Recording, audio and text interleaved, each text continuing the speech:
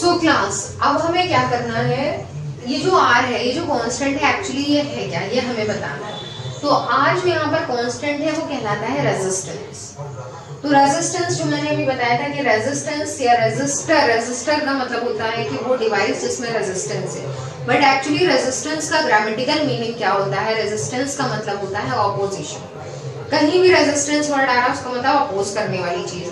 अगर हम यहाँ इलेक्ट्रिक रेजिस्टेंस कहेंगे, इसका मतलब इलेक्ट्रिक चार्ज के मोशन का जो अपोज करने वाली जो क्वांटिटी है वो कहलाती है रेजिस्टेंस, और जिस चीज में ये क्वांटिटी होती है उसका नाम होता है रेजिस्टर। तो हर एक डिवाइस में जहां भी चार्ज जाता है वो डिवाइस थोड़ी देर के बाद जब चार्ज मोशन करता है तो उसकी थोड़ी देर के बाद गर्म होना स्टार्ट हो जाती है। तो गर्म होती है इसका मतलब चार्ज के मोशन का अपोज हो रहा है, तो यही कहलाता है रेजिस्टेंस।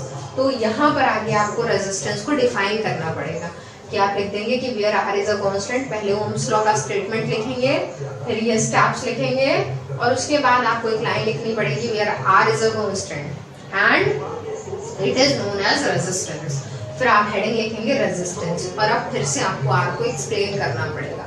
तो अब की बार ये नहीं बताएंगे कि R कांस्टेंट है, अब की बार आप बताएंगे ये कि R means resistance, it is the opposition of electric current. Okay?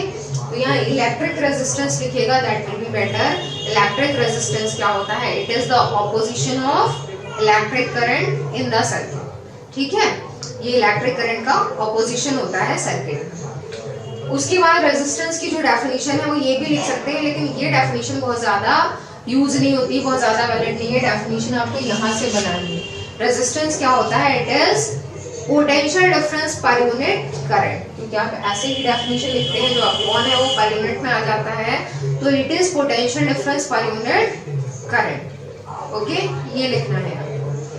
उसके बाद में क्या होता है, फिर आप डिफाइन करने के बाद रिलेशन लिखेंगे, फिर आती है यूनिट, एसआई यूनिट। तो एसआई यूनिट बनाने के लिए वी जो है पोटेंशियल डिफरेंस, उसकी यूनिट क्या होती है, वोल्ट। पर करंट की यूनिट क्या है, एम्पियर। शॉर्ट में आप लिख देंगे वोल्ट पर एम्पियर। और इसके लिए एक डिफरेंट वर्ड यूज होता है, क्योंकि इसको जो ओम्स लॉ है इसको किसने बनाया था, जॉर्ज साइमन ओम ने। तो उसके नेम पर इसको जो है वो ओम भी कहते हैं, या शॉर्ट में उसके लिए ऐसा एक सिंबल बनाया जाता है। Take care of symbol, especially ohm. Resistance की ऐसा यूनिट क्या है, ओम। ओके, तो वो इस तरह से बनाया जाता है। उसके बाद आता है ग्राफ। तो एक ग्राफ होता है VI ग्राफ, मतलब वोल्टेज और करंट के बीच में जो ग्राफ बनेगा, तो वो इस तरह का होता है। वोल्टेज को हॉरिजॉन्टल शो करते हैं, करंट को वर्टिकल शो करते हैं। अगर ये स्ट्रेट लाइन है, इसका मतलब क्या हुआ, 9th क्लास में आपने ग्राफ्स को स्टडी किया है, इसका मतलब वोल्टेज में जितना चेंज हो रहा है equal amount of change is there in the current. तो V और I अगर एक दूसरे के साथ इक्वली चेंज हो रहे हैं तो रेजिस्टेंस कैसा होगा, कांस्टेंट होगा। और अगर V और I में अनइक्वल चेंज है तो रेजिस्टेंस वेरिएबल होता है। और इसी को यहाँ पर रियोस्टेट जो डिवाइस है वो वेरिएबल मतलब रेजिस्टेंस वहाँ वेरी कर सकता है, घटता है, बढ़ता है, उसको आप चेंज कर सकते हैं। तो ये जो है आपका ग्राफ जो है इसका V और I का है। इसी के साथ में एक टॉपिक आता है ohmic and non ohmic conductors.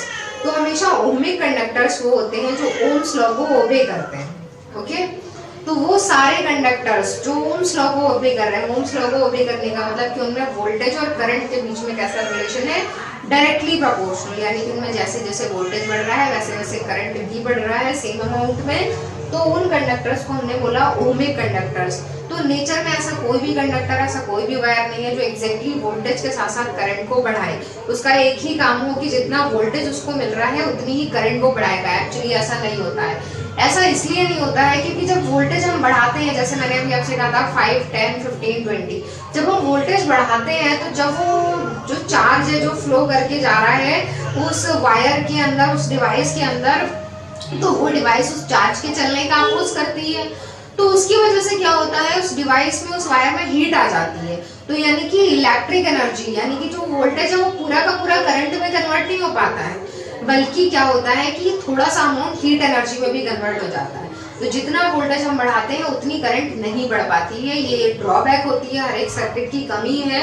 इसलिए वोल्टेज और करंट डायरेक्टली प्रोपोर्शनल तो नहीं मिलते हैं, लेकिन कुछ ऐसे डिवाइसेस हैं, कुछ ऐसे टाइप के मटेरियल्स हैं जिनमें वोल्टेज और करंट में लगभग अप्रॉक्सीमेटली इक्वल रिलेशन हो सकता है।